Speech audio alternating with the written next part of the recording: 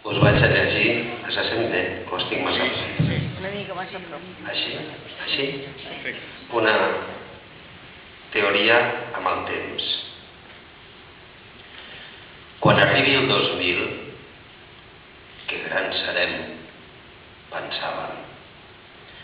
Quan arribi el 2000, el món serà fosforescent, un festí per als ulls, un univers de boques desiguals.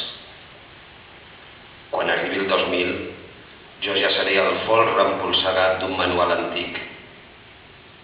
Però ha arribat el 2000, i més, el 2012, i encara alguns anys més, com la propina que el destí dona als acomodadors.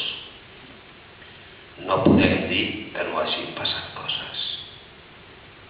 Què en quedarà de tot?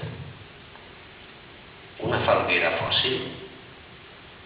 Uns pauets incrustats en un granit? Dius que ens queden els fills.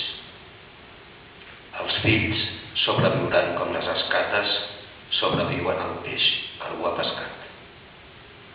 Potser el 2080 seran morts i donaran pas a una nissaga de rebesnets que no en sabran llegir. Quan arribi el 3000, els cels seran més foscos, tindran més cicatrius.